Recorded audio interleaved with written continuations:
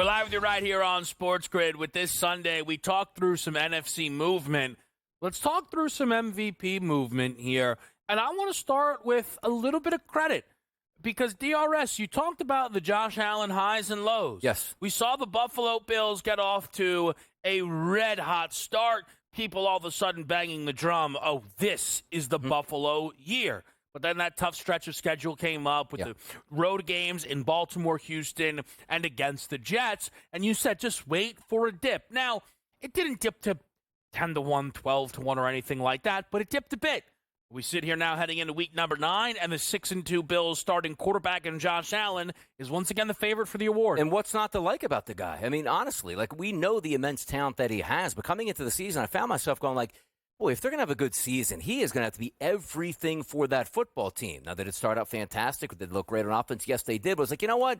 You still have to be able to lead your division, and they're doing that here. You still have to be healthy, which he is at this point. You have to put up good statistics, which is something Patrick Mahomes is winning, but not necessarily doing up until last week where he threw a couple touchdown passes against the Vegas Raiders. So I wanted to buy the dip playing against good teams, and also the team is better now. Like, Cook is a better running back, Joe, this year than he was last year. He looks like he's a top 10 back, maybe even top 5 at this point, the way he's running the football. 2 solid tight ends, decent offensive line. Then you add Amari Cooper, which isn't supposed to be 9 targets, 8 catches, $170. But that's the guy can go to in one-on-one coverage that can beat his man on a 3rd and 7 and free up the entire football field. And I'll say this, and it's been weeks now I've been saying this. I love everything about the Buffalo Bills offense. I think it's perfectly meshed here and a legitimate chance to have not only the MVP, but win the AFC. Yeah, I agree with Donnie in regards to him being the front runner. I mean, they have skilled players. They're not elite names, maybe, but they fit and work in their positions respectively. They are solid at wide receiver. They have 2 great tight ends.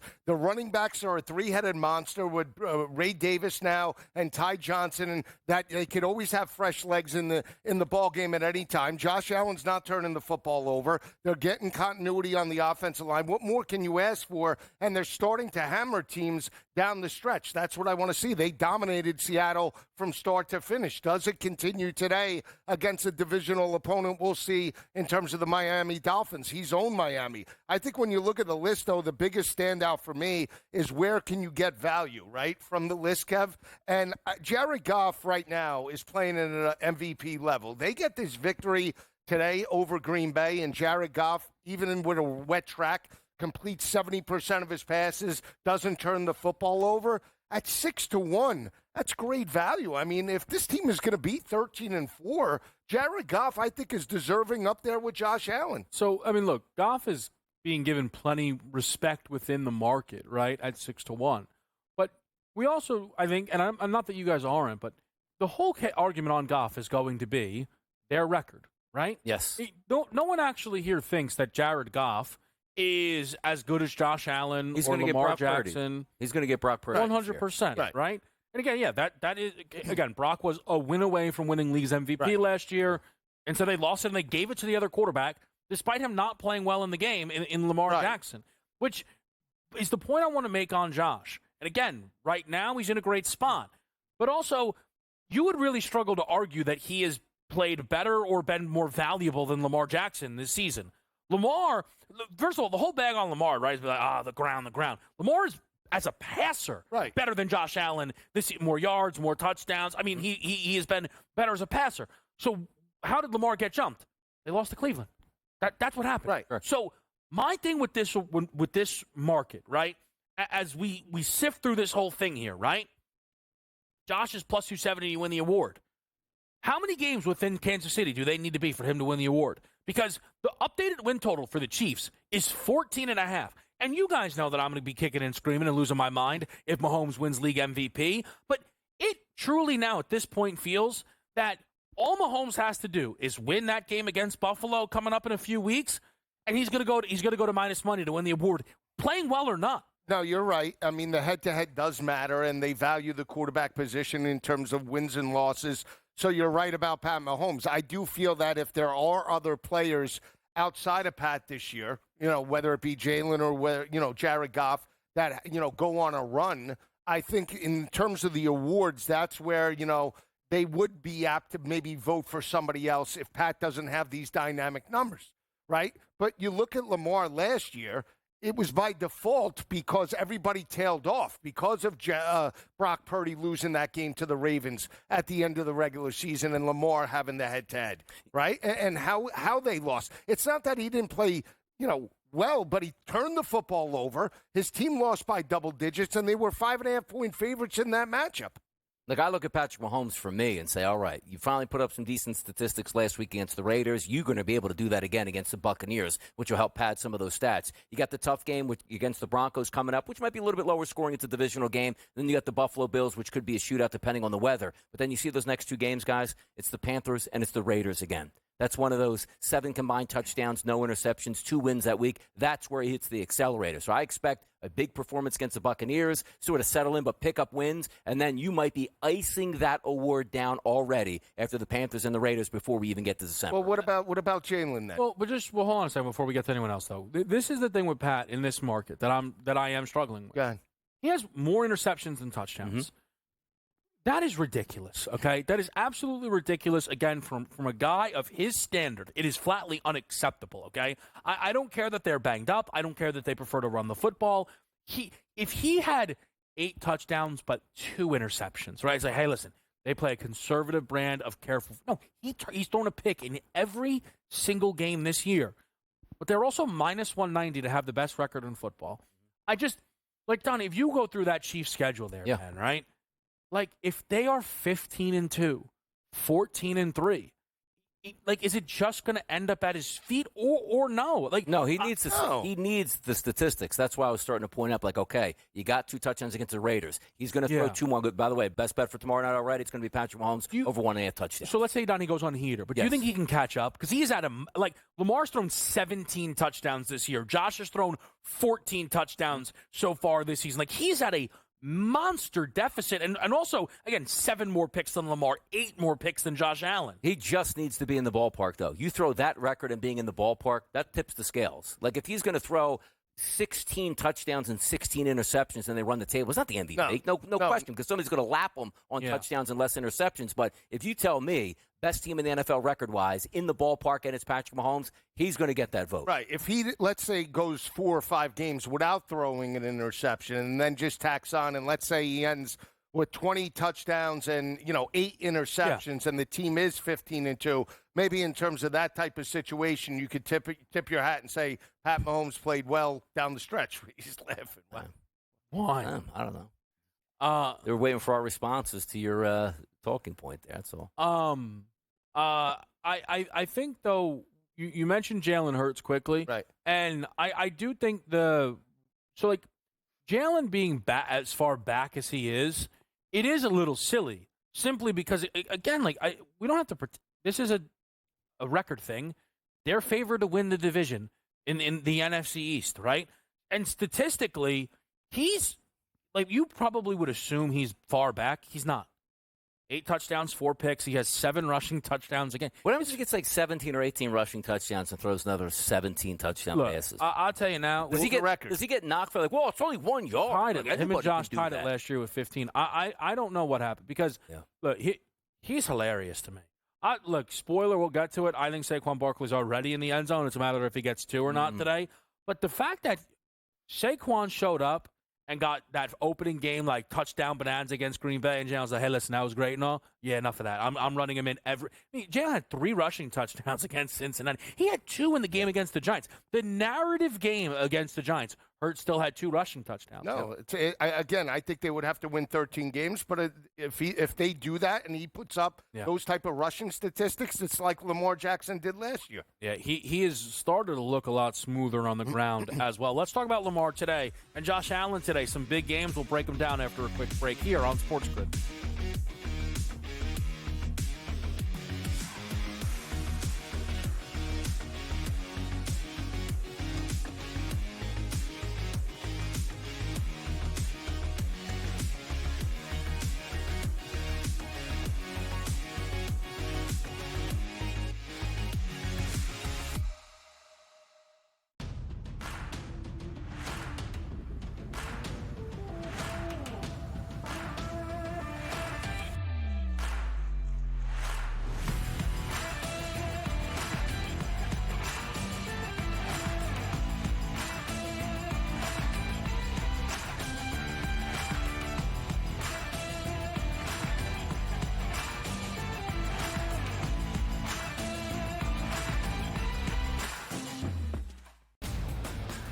he will be 2-7 against top 5 opponents in his 6 full seasons with the Buckeyes. Now you're going to take on the road, one of the best rush defenses in the country in Penn State.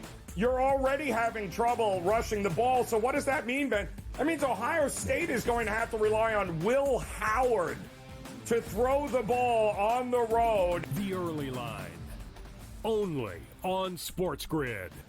Anyone that's been to a sporting event, the atmosphere before a game, I think Game Time Decisions has that same exact atmosphere. This is our arena.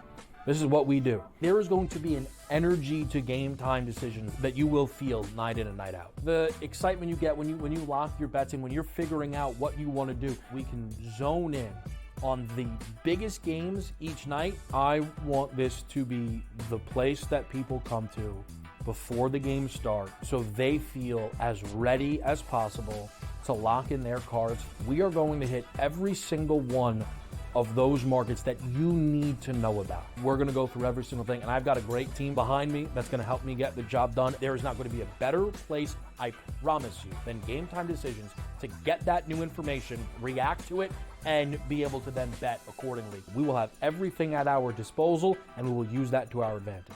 I'm Kevin Walsh. Tune into Game Time Decisions from 6 to 8 p.m. Eastern on SportsGrid.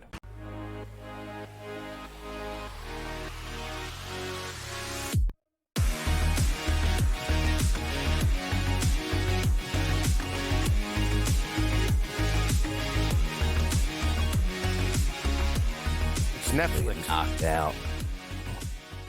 All right, we're live with you right here on a Sunday. Let's talk a little Lamar Jackson. Ravens, Broncos. An important battle within the AFC's postseason race here.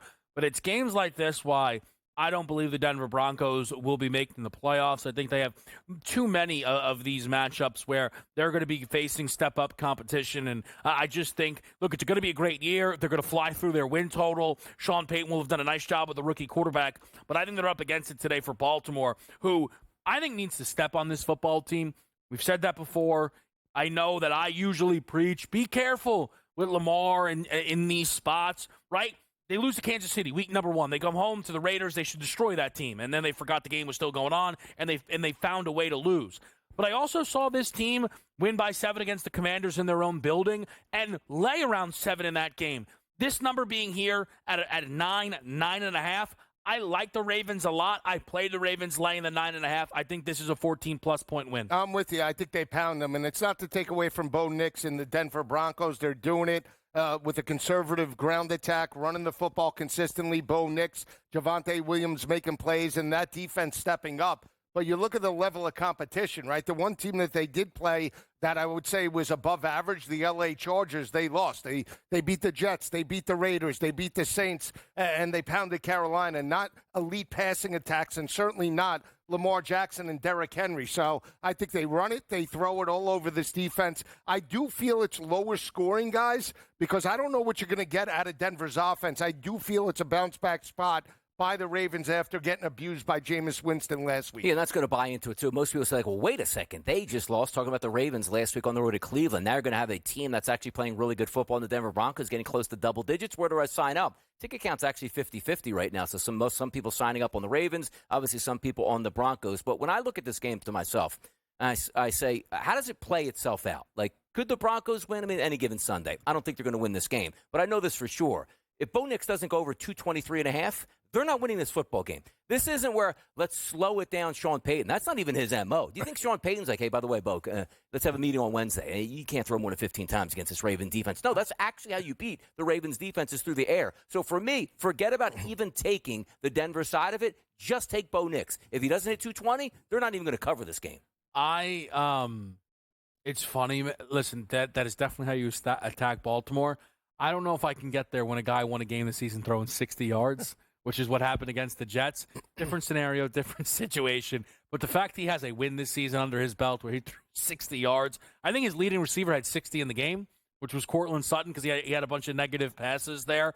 I think that Marlon Humphrey's going to be on a snap count today as well. The Ravens clearly feel like they need him back, which is interesting, but considering we would have come on, you don't need him to beat Bo Nix and Denver, but look, I think the Broncos are commanding that type of respect here. What about Buffalo and Miami, where Josh Allen, again, all of a sudden, too, look, again, his ability to protect the football this year has been amazing. He threw an interception last week against Seattle, though. Maybe it unravels. Maybe not. Maybe not. But you've got a situation where he's thrown for 323 and 283 in the last 2 games. Josh Allen's starting to open it up a little, DRS. Yes, and I like him today. I like his props. You're taking a look at that 1.5 total touchdown passes. It's cheap. Sometimes you got to pay 140, 150 on a decent guy. He's under 120. I do think he lights it up.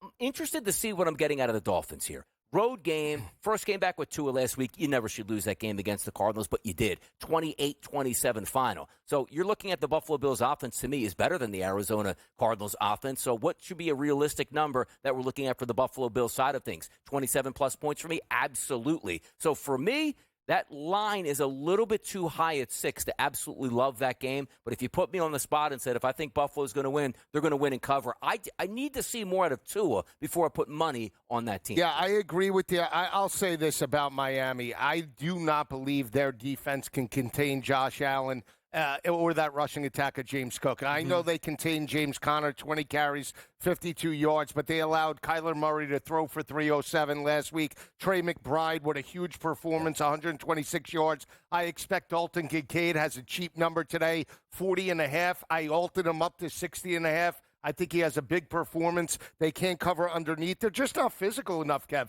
You know, the line is a little fishy to me because I did feel like, you know, Buffalo at home, they hammer Miami consistently coming off a loss. It is fishy, but I do not see the Dolphins. Forget the offense. I do not see the Dolphins' defense containing this offense the way it's humming right now. It's Bills or bust. I do feel maybe we go lean under because I think they abused them at both sides of the ball. Yeah, I think we're seeing the books for the second week in a row price Miami like the Dolphins that entered the season because that is to some degree what they are, right? Now, the defense is a little more banged up.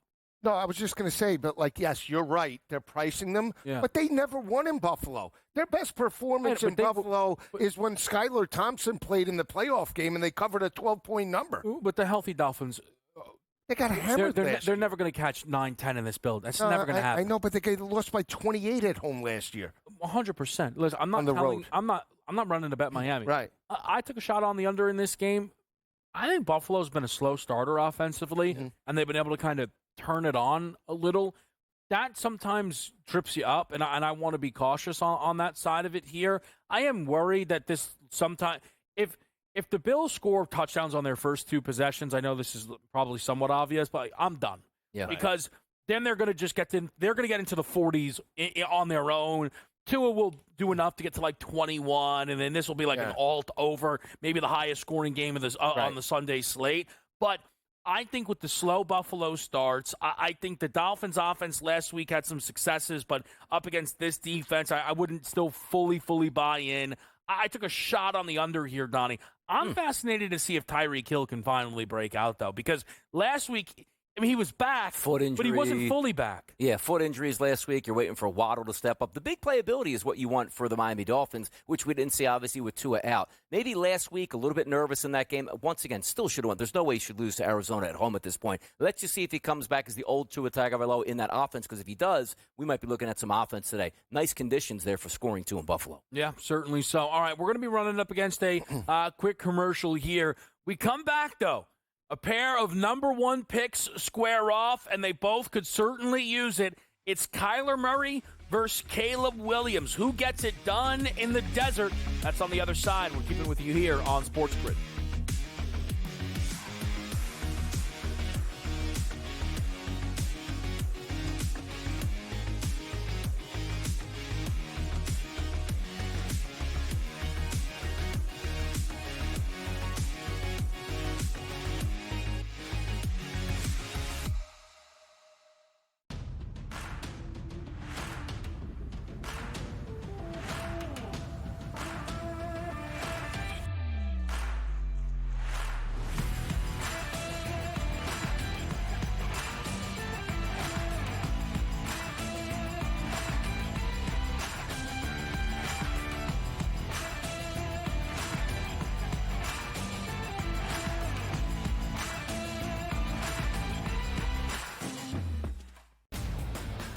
He will be 2-7 against top 5 opponents in his 6 full seasons with the Buckeyes. Now you're going to take on the road, one of the best rush defenses in the country in Penn State. You're already having trouble rushing the ball. So what does that mean, Ben? That means Ohio State is going to have to rely on Will Howard to throw the ball on the road. The early line. Only on SportsGrid. Anyone that's been to a sporting event, the atmosphere before a game, I think Game Time Decisions has that same exact atmosphere. This is our arena. This is what we do. There is going to be an energy to Game Time Decisions that you will feel night in and night out. The excitement you get when you lock your bets in, when you're figuring out what you want to do, we can zone in on the biggest games each night. I want this to be the place that people come to before the games start so they feel as ready as possible to lock in their cards. We are going to hit every single one of those markets that you need to know about. We're going to go through every single thing, and I've got a great team behind me that's going to help me get the job done. There is not going to be a better place, I promise you, than Game Time Decisions to get that new information, react to it, and be able to then bet accordingly. We will have everything at our disposal, and we will use that to our advantage. I'm Kevin Walsh. Tune into Game Time Decisions from 6 to 8 p.m. Eastern on SportsGrid.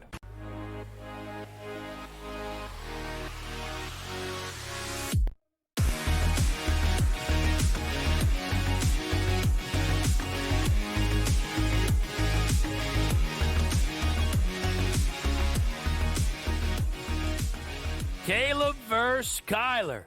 Thinking Riley would be proud. He also might have to coach one of these two next year because, boy, oh boy, USC, things are not going well. I am tempted to get into that conversation, but then we will not get to this football game. So let's get to the football game, and if we move quick, and we'll do a little bonus what's going on with USC in a moment here. Arizona favored at home. What a fascinating matchup truly here, Joe, because the Cardinals, for the first time this season, they get it done back-to-back weeks. Now, back-to-back wins are with walk-off field goals, so they're not doing it in dominant, impressive fashion, but also winning against Miami with Tua back, beating the LA Chargers, those are solid wins here, man. Arizona earned a lot of respect for me in that game against Miami. What are you looking at heading into this 4 o'clock game? I can only look at Arizona. Ooh. Now, I will say if this was a college game, I would be taking Chicago. Anytime you're watching a college game, a majority of times, teams lose in overtime or on a Hail Mary, typically play well the next day, a week in terms of a bounce-back spot. But I can't buy in to Chicago right now. They don't have a true road win. Their one win came in London in that matchup against Jacksonville. But again, they're 0-3 on the road. They're inconsistent. The locker room, I'm not sure what you're going to get out of. You know, players speaking out about Eberflus saying that they should keep it in the locker room and players like DJ Moore just speaking their mind. We've seen inconsistency out of Caleb Williams in the passing attack, only 131 yards last week. They're going to need to run the football in this matchup. I think Arizona, from a defensive perspective, is bend but don't break. But I'm more impressed with the progression right now of Kyler Murray. And now you see Marvin Harrison with a huge performance last week. I like Arizona here. I can't buy into Chicago. I need to see it before I believe it. Yeah, normally I'm not going to be backing rookie quarterbacks on the road, but I actually like them in this spot. I think it might have been a great wake-up spot last week. Like, hey, we had that victory. Let it slip away. Let's get the animosity out early in the week. Let's put together a good game plan. You're going up against an offense you can score on. And also, Matt Eberflus, I don't like him as a head coach. I don't think that's the direction of the football team. You have a young, exciting offense here. It should be a great, innovative guy on that end of it, which not. He's a defender. But let's be honest and give him some credit. You go back in their 5-game split here. You know, the Colts, 21-16, you gave up 21 points in that game. That's okay. You still should be able to win those. 18-10, 16. And last week, you lost 18-15, which was a Hail Mary. Take the Hail Mary away. You barely give up over double-digit points here to Washington Commanders. I'm going to trust they get it together and lean on that defense today and make enough plays on offense. I've said this from day number one. Arizona's defense, you got to be able to get after them. They should be able to put up 20-plus points with ease on this team, and I think that's enough for a victory. Yeah, I am really torn because I think for a lot of the year I would have easily liked Chicago here, but that loss to the Commanders, it's funny where you go, they should have won the game. Mm-hmm. They were not. They were outplayed in that game the whole way. They almost stole that football game, and then it was completely robbed from them in a bizarre fashion. Maybe me being still semi-in on Miami is what is giving why I was so impressed by what the Cardinals were able to do last week. But that's where I found myself. I think it's also the number here. Like if I was getting a full field goal with the Bears, right, that would be a little bit more interesting, or a full field goal. With this game being largely a coin flip, I couldn't find myself trusting any of the numbers. But I do like Caleb Williams to bounce back in a major way. 225 passing yards is checking in at even money. 6 of the 8 quarterbacks against Arizona this year have hit this with 5 consecutive overs. And Caleb last week, Lisi, and this is why I think the Offensive Rookie of the Year race is done. It's not just losing to Jaden and Jaden having, that's his real Heisman moment, quite frankly. Like, he should redo the speech and now that he actually has a Heisman moment under his belt. Caleb played his worst game as a pro, and I think that includes the nightmare that he had in week number 1 against Tennessee. But typically that means a player, his talent can bounce back in the next game. Yeah, if he does bounce back, I might look to the total 44.5, because if Arizona's offense can put up at least 28 and duplicate what they were able to do last week, this game potentially could sail through the 44.5. The one thing I didn't like with Caleb last week, with Dan Quinn's defense, he looked a little inconsistent, didn't look confident where he wanted to go with the football. Wasn't until they trailed 12-0 and they got into a little bit of a rhythm that he started to find some continuity. So again, we'll see how this game plays out. You'll know early on, Kev, whether he's confident. Is he going to DJ Moore? Is he taking shots down the field? So I might look to the over, but I still like Arizona in this game. Yeah, give me Swift, the over 67.5 rushing yards on the ground and a chance to get a touchdown right around plus 100. I think he has a big day here against that Arizona defense. All right, that's going to be an interesting game again to play out here. We've got a few touchdown favorites. Is anyone on upset alert? We'll try and let you know after a quick break.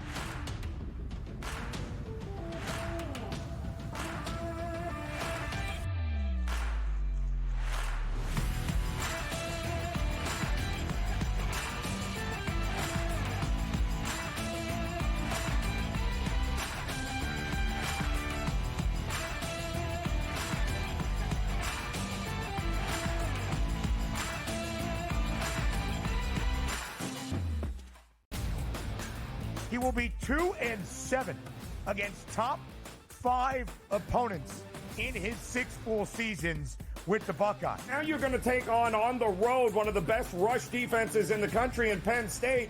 You're already having trouble rushing the ball. So what does that mean, Ben? That means Ohio State is going to have to rely on Will Howard to throw the ball on the road. The early line, only on SportsGrid. Anyone that's been to a sporting event, the atmosphere before a game, I think Game Time Decisions has that same exact atmosphere. This is our arena. This is what we do. There is going to be an energy to Game Time Decisions that you will feel night in and night out. The excitement you get when you lock your bets in, when you're figuring out what you want to do, we can zone in on the biggest games each night. I want this to be the place that people come to before the games start so they feel as ready as possible to lock in their cards. We are going to hit every single one of those markets that you need to know about. We're going to go through every single thing, and I've got a great team behind me that's going to help me get the job done. There is not going to be a better place, I promise you, than Game Time Decisions to get that new information, react to it, and be able to then bet accordingly. We will have everything at our disposal, and we will use that to our advantage. I'm Kevin Walsh. Tune into Game Time Decisions from 6 to 8 p.m. Eastern on SportsGrid.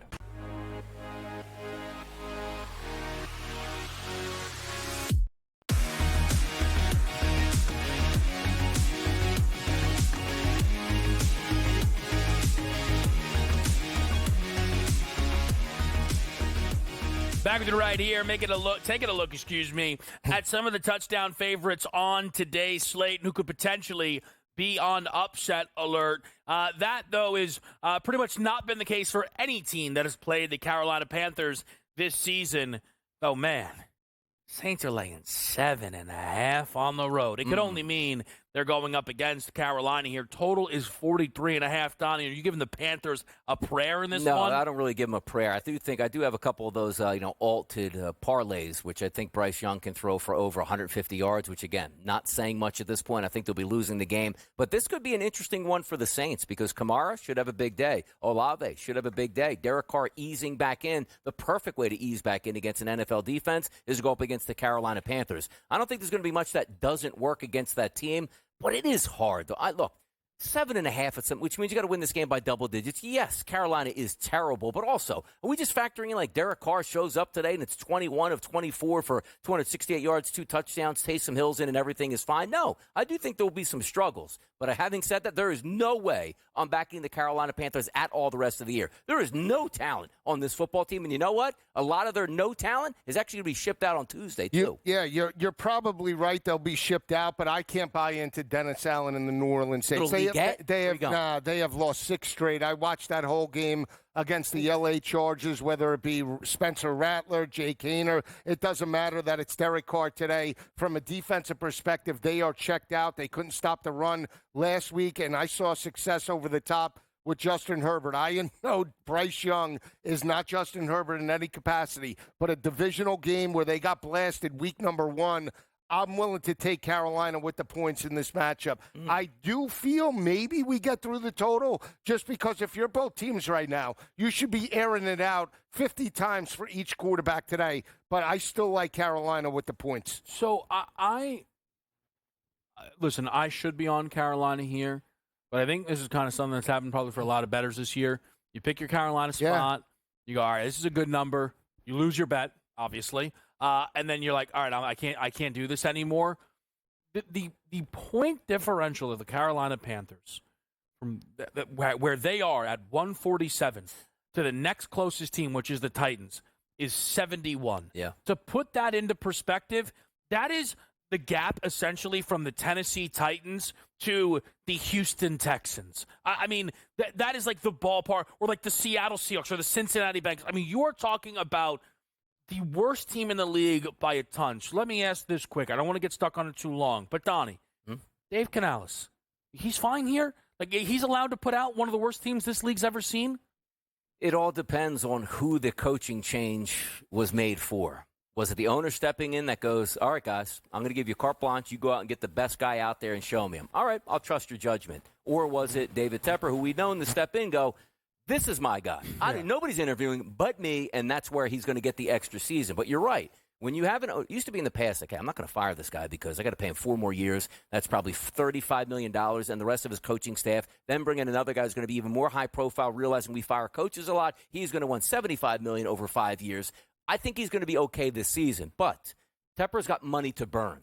Money is no object if he wants to get rid of another coaching staff as opposed to maybe a mom-and-pop shop like Cincinnati. That's what you worry about because he's hearing it from all sides right now. They are embarrassing. You can't change every player every time because there's a salary cap. From a coaching perspective, you brought this guy in to fix this young rookie quarterback, and is he regressing?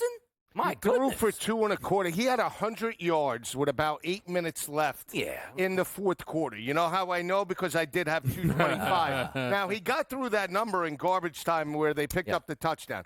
But they did this last year, right, with Frank Reich. Now, Frank Reich was deserving to be fired, right? I mean, the game after Miami was absolutely atrocious. He was completely gutless as a head coach. I said it. Nobody else. He was. I mean, he was atrocious.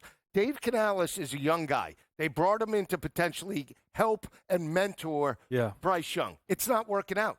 So at the end of the day, I think he gets at least 1 more year. If the product is terrible next year and they're in the same spot, Kev, then he's fired. Yeah, I just, again, to me, sometimes when things are that bad, but they will pick first overall, most likely, and then you can kind of go from there. We have a touchdown line with the Vegas Raiders and the Cincinnati Bengals. And I know usually a lot of people believe, you got to think you can win the game. No, you don't. I don't think the Raiders are winning this game, but I have to take 7.5 points here. Cincinnati has not Forget covered a home game. They haven't won a home football game so far this season. No T. Higgins, no Zach Moss, Geno Stone questionable. Orlando Brown probably doesn't play in this football game here. I think Max Crosby gets home enough times to put pressure on Joe Burrow and make sure that the Raiders can stay inside this number. If they have to backdoor it, guess what? They did it just last week against KC. I think they could do it again here, Donnie. Yeah, no, I'm looking at an offensive performance here because why? Both of the defenses are really bad. Joe Burrow, I don't care who you give him at wide receiver, as long as Jamar Chase is active. And by the way, Burton's down as well for Cincinnati. So Mike Gesicki tickets through the absolute roof today in this game. But you're right about this. If Cincinnati can't just win the average football game, like, oh, they don't deserve to be blowing anybody out and laying a 7.5 number. I do think that a veteran quarterback like Arthur Mitchell is going to move the football today, and I do think there's going to be a chance they can stay within that number. Yeah, the one concern I do have, I reluctantly would take the points, is Las Vegas checked out after going toe-to-toe with the Chiefs. Losing that game, they're up for it at home, and now they have to go on the road. But, Cincinnati 0-4 at home. I do think that the Raiders are the right side, but again, I'm on Jacoby Myers, 60-plus receiving yards today. I do believe Brock Bowers, he seems to be the only one complimentary to actually hit pay dirt. I can't buy into any of the rushing attack. The offensive line has been atrocious with the running game, so give me Jacoby Myers and Bowers. I think they keep it close. But again, it wouldn't shock me if Cincinnati does win by double digits. The former Sunday Nighter, now at 4:05, the Philadelphia Eagles will be hosting the Jacksonville Jaguars, laying 7.5 points. The thing for Jacksonville, it's not just having a – look at the Kelly. Come on. Look at those Kelly Green helmets. Wow. They're my Eagles by a lot. Why is this game even in this segment here? Go Birds, go Birds, go Birds, go Birds. Saquon Barkley, by the way, I won't be here for the final hour. I'll just let people know this now, but the boys are going to handle it down. What? Wow, really? You're gone? Who's hosting? Whoa. A lot of excitement. Interesting.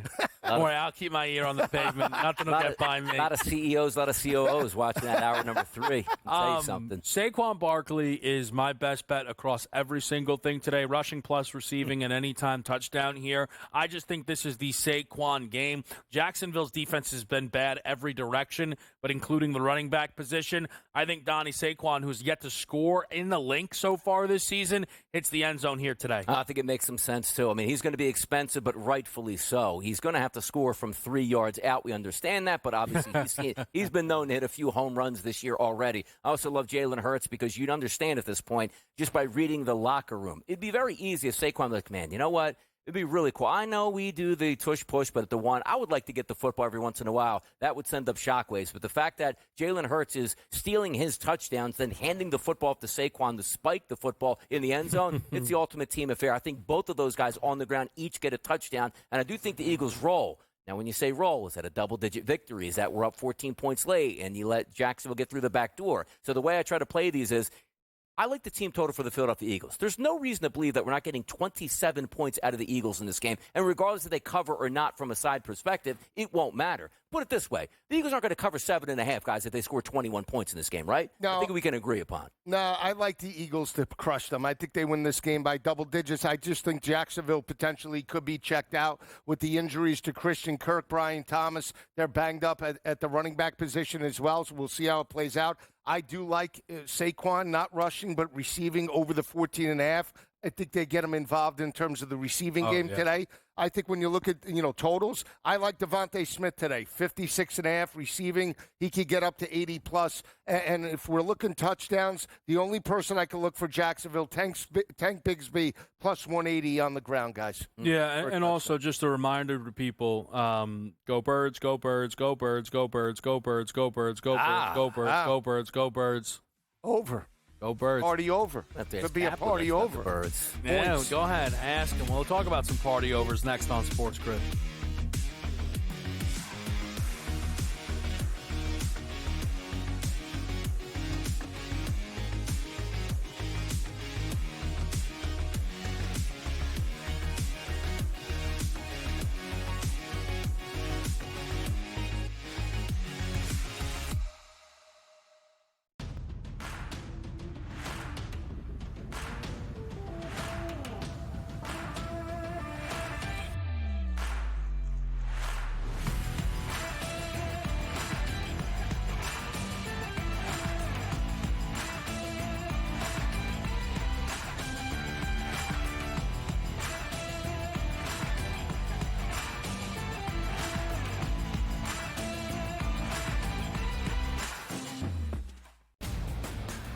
He will be 2-7 against top 5 opponents in his 6 full seasons with the Buckeyes. Now you're going to take on the road one of the best rush defenses in the country in Penn State.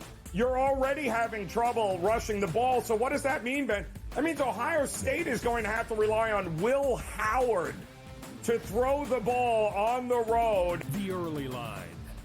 Only on SportsGrid. Anyone that's been to a sporting event, the atmosphere before a game, I think Game Time Decisions has that same exact atmosphere. This is our arena. This is what we do. There is going to be an energy to Game Time Decisions that you will feel night in and night out. The excitement you get when you lock your bets in, when you're figuring out what you want to do, we can zone in on the biggest games each night. I want this to be the place that people come to before the games start so they feel as ready as possible to lock in their cards. We are going to hit every single one of those markets that you need to know about. We're going to go through every single thing, and I've got a great team behind me that's going to help me get the job done. There is not going to be a better place, I promise you, than Game Time Decisions to get that new information, react to it, and be able to then bet accordingly. We will have everything at our disposal, and we will use that to our advantage. I'm Kevin Walsh. Tune into Game Time Decisions from 6 to 8 p.m. Eastern on SportsGrid.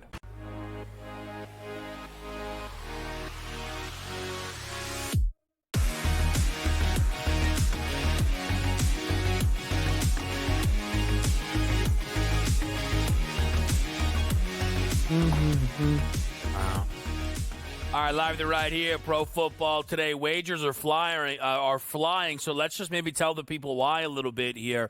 The active or inactive reports are all kind of flying out. There were a few surprises in the mix. Amari Cooper down for Buffalo. Khalil Shakir, Keon Coleman. People will be lining up in that direction. Brian Robinson Jr. out for Washington means more Austin Eckler, maybe even more Jaden Daniels.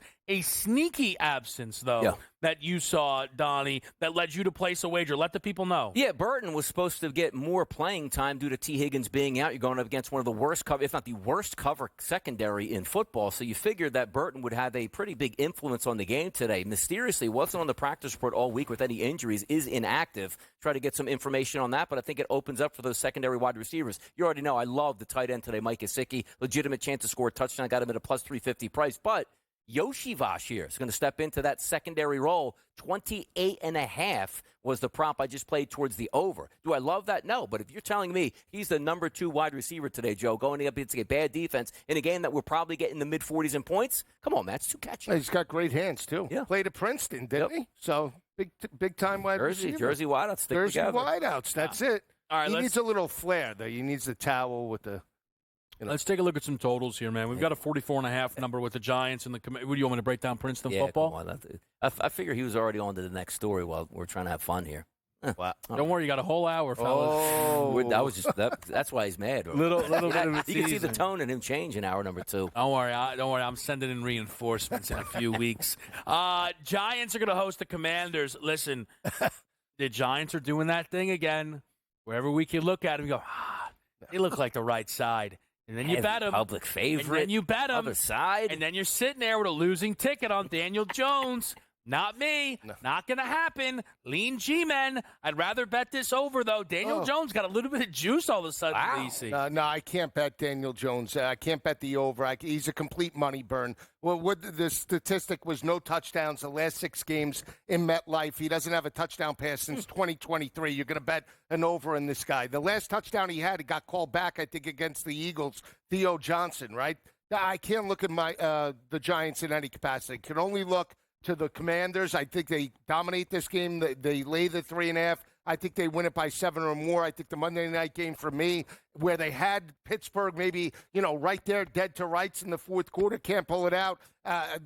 They might just pack it in, Donnie. I can't back New York. Now, from an old school handicapping perspective, this is a gold mine for, let's just say, sharps at this point, right? You're taking a look at about 85% of the tickets coming in on Washington. Why? Because they're a much better football team. We all know this. But you're coming off an emotional victory last week, now heading on the road against a dead Giants team. It's usually the perfect recipe for an underwhelming performance. But as Kevin rightly breaks out, it's Daniel Jones. It's not like, okay, Joe Burrow last week in the Philadelphia Eagles said, well, Joe Burrow can have a really good game because we expect that. He's a great quarterback. Daniel Jones at home, as we said, doesn't account for a single touchdown in 6 straight starts at home. It doesn't even compute, Joe. Like it should be like, well, okay, he has 6 interceptions in 6 straight. No, he hasn't run one in or thrown one in 6 straight games at home. And you got a juggernaut on offense that was sort of throttled last week with a quarterback that we weren't even sure was going to play. So I'm going to tell you right now, the rib cage here for Jaden Daniels feels way better this week than it did last week, and the defense way easier to knock down this week than it was last week, Joe, against the Bears. And the Giants haven't won at home. Their best offensive performance came on the Thursday night game where they put up 15 points against Dak Prescott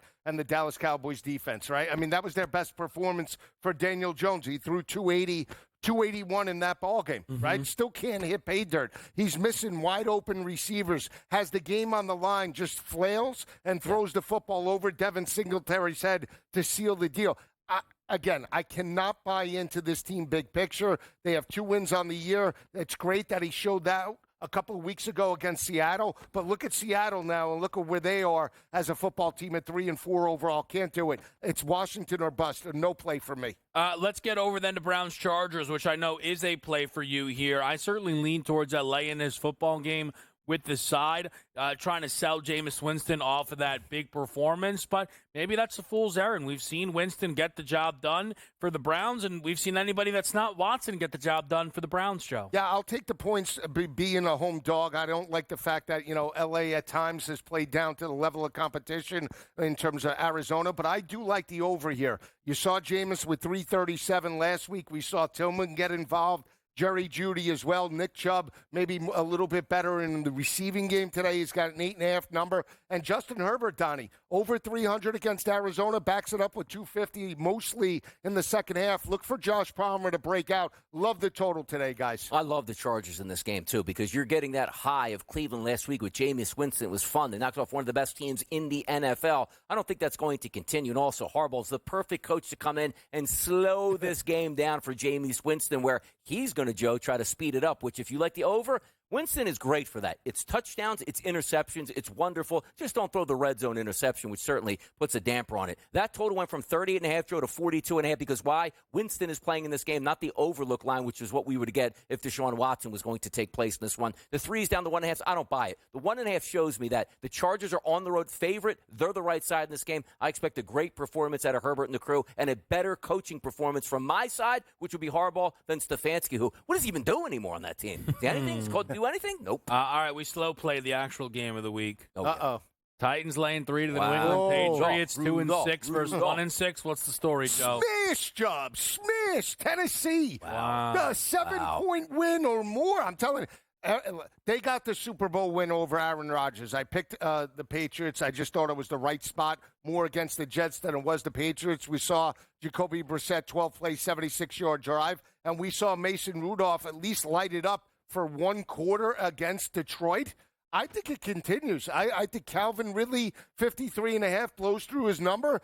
This game might trend under, but this is a fishy line. I'm laying the 3 with Tennessee, guys. It is ugly. By the way, I think Pollard is down today. Is that correct? He's in. Oh, he's in today. How about that? He's So in. Pollard's in, gives a little extra I boost. can't trust that, though, with the foot. I don't want to bet any Pollard. Do you? No, I don't want to bet any Pollard, but I'll tell you this right now. I mean, we've had agreements that a Drake May, not even sure that guy's in the NFL next year. Give me a smash job on Tennessee. Why? Just because I don't like Drake May. How about that? But he's Is that been enough? good. No, he isn't.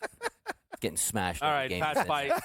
$1 million. Pat fight no less than $1 million. Smash I do look job. forward to in 30 minutes when Donnie goes, and we asked Kevin before he left. He said he loved the Oh, Titans. wait, you see the picks? Could Kevin be. gets out in hour number 3 when it's not here. None You're of gonna love those it. are real. The Oh, Sunday they are. morning crunch Oh, ones don't are. send Those are them out. next. Oh, no.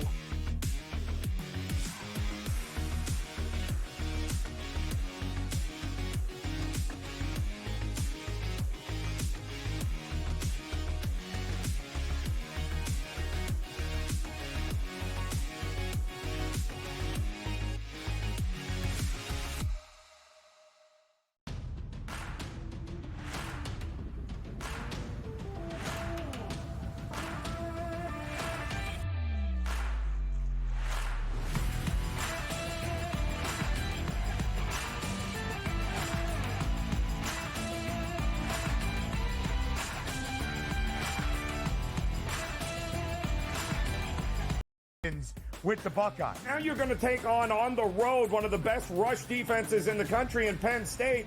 You're already having trouble rushing the ball. So what does that mean, Ben? That means Ohio State is going to have to rely on Will Howard to throw the ball on the road. The early line. Only on SportsGrid. Anyone that's been to a sporting event, the atmosphere before a game, I think Game Time Decisions has that same exact atmosphere. This is our arena. This is what we do. There is going to be an energy to Game Time Decisions that you will feel night in and night out. The excitement you get when you lock your bets in, when you're figuring out what you want to do, we can zone in on the biggest games each night. I want this to be the place that people come to before the games start so they feel as ready as possible to lock in their cards. We are going to hit every single one of those markets that you need to know about. We're going to go through every single thing, and I've got a great team behind me that's going to help me get the job done. There is not going to be a better place, I promise you, than Game Time Decisions to get that new information, react to it, and be able to then bet accordingly. We will have everything at our disposal, and we will use that to our advantage.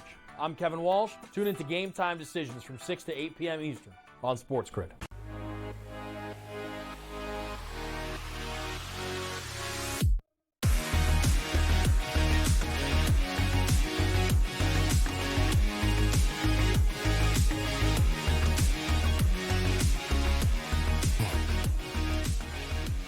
Sunday morning crunch time. Kevin Walsh, Donnie Rightside, Joe Lisi. The fellas will have you covered after this segment, but let's get some picks on the board, props style here with the Sunday morning crunch.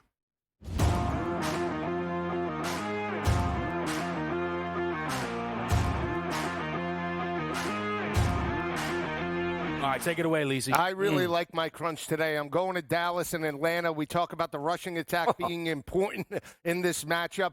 I like Rico Dowdle. 44.5 is his total. Was out last week. In order for Dallas to win this game, they need to sustain drives, keep Kirk Cousins on the sidelines. 44.5. I think he blows through that number. 60, 70 plus. We talked about Buffalo, right? Now without Amari Cooper, you could look to maybe Shakir and Keon Coleman. I'm going the opposite way. I like Dalton Kincaid. He's got a 40.5 total. He had a big touchdown catch in the second half against Seattle. We know about the defense for Miami and Trey McBride blowing through his numbers last week. Dalton Kincaid over 40.5. And then Calvin Ridley, I just talked about it. Tennessee, I like them to win the game. I think Calvin Ridley, 100-yard performance mostly in the second quarter last week, stepped up with 128 yards. Give me Calvin Ridley to blow through the total today, guys. I like it here. And by the way, we're going hand in hand here with Rico Dowdle. But, Joe, you got to shop around and get better price points out here, where maybe I did mine yesterday with Rico Dowdle over 39.5. Joe's got him 44. Maybe we can middle with this one. Now, if he gets 40 yards, we all win and go home happy, right? Exactly. Yep. Yeah. You lose, I win. We go home He's happy. The way it is. That. Sunday morning crunch for your boy DRS right now. Let's set it up. Josh Allen. You know I love the kid. Over 1.5 touchdown passes.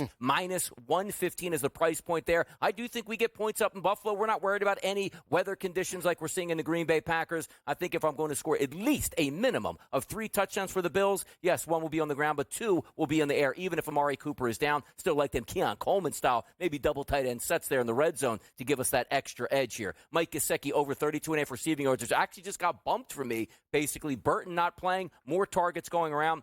He woke up last week against the Philadelphia Eagles. The worst covered defense in football is the Raiders. I'm going to take as many options as I can in that game. Mike Gesicki over 32.5 receiving yards. And also, we talked about Rico Dowdle once again, Joe. I think he doesn't have to have a big game. But if you want to have a semblance of offense today to get back on the right track, he's got to get the football 10 to 15 carries. If you're telling me right now, Joe, 14 carries for Dowdle, he's got to be in the mid-40s at that point. Yeah, he might even get in the 60s. I mean, I think they make a real good effort to run the football today. Well, you got to get that offensive line humming, Bubba.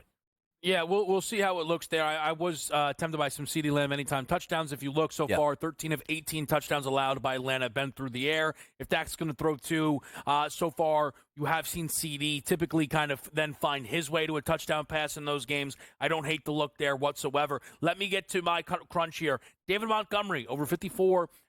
receiving yards. I think Monty can blow through this number, quite frankly. It feels like a Montgomery game. With the Green Bay Packers struggling so far this season, I feel, against the rush. They've allowed 4 different 100-yard rushers, which is good when you're dealing with a dual backfield there. You want to see that total yardage up nice and high. Aaron Jones was almost at 100 in his own right. And with Montgomery going under 40 in consecutive games, I think you have a real bounce-back spot here for one of the Lions' favorite options to attack a defense here. Give me Bijan Robinson over 24.5 receiving yards going up against the Dallas Cowboys today. Bijan's receiving work cannot be touched by Tyler Algier, so that's always a nice little safety blanket. He has 40 yards in each of the last 2 games, and Dallas has allowed so many running backs to get through this number, and a lot of it can be on one catch. Do not be surprised if Bijan catches a football that is over 24.5 yards going up against this Dallas defense. And then lastly, wanted to put a Sunday nighter in here for you. Give me Joe Flacco over the half of an interception. So far, the Minnesota Vikings have intercepted every single quarterback they have faced other than Jared Goff. They've intercepted most of them multiple times. Flacco, I know, only has the 1 pick in his, limited sample size with the Colts this season. He threw an interception in every single game that he started for the Cleveland Browns last year. I think Flacco's turning it over at least once on Sunday night, Donnie. Look, I love the fact you're buying it on David Montgomery, and I feel like I was the first to bring him to the attention of everybody here. But also, there's a little haterade there on the Joe Flacco interception I'm getting from him. Well, no, we had to fit in Flacco to get a pick, you know what I mean? You said that he would. No, I think he will, but that doesn't mean that this guy has to bring that up again. Look, I tell you what, then, no haterade here. Here's what I will just quickly and remind people one more time, although these guys will do it, though I am now worried about how the message will be delivered. Saquon Barkley over 103.5 receiving yards. He's done that in all but 1 game so far for the Philadelphia Eagles. The Jaguars defense is a total mess, no doubt about it, and Philly is a monster favorite in this game, which should create opportunities. And Saquon is in the end zone. It's expensive. I don't usually go that way, but he is scoring an anytime touchdown. There's a sell me something in there. The fellas will find it. Adam Kaplan joins the show next with you here. It's Pro Football Today.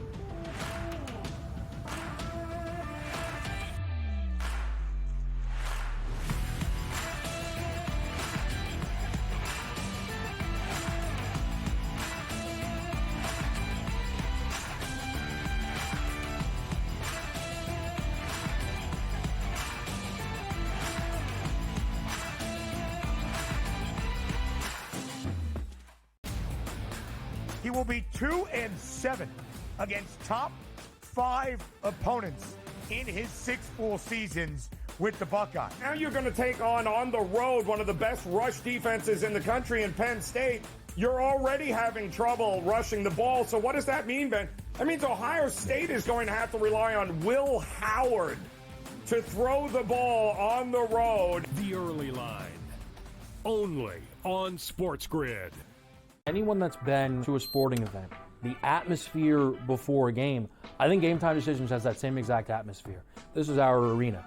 This is what we do. There is going to be an energy to Game Time Decisions that you will feel night in and night out. The excitement you get when you lock your bets in, when you're figuring out what you want to do, we can zone in on the biggest games each night. I want this to be the place that people come to before the games start so they feel as ready as possible to lock in their cards. We are going to hit every single one of those markets that you need to know about. We're going to go through every single thing, and I've got a great team behind me that's going to help me get the job done. There is not going to be a better place, I promise you, than Game Time Decisions to get that new information, react to it, and be able to then bet accordingly. We will have everything at our disposal, and we will use that to our advantage. I'm Kevin Walsh.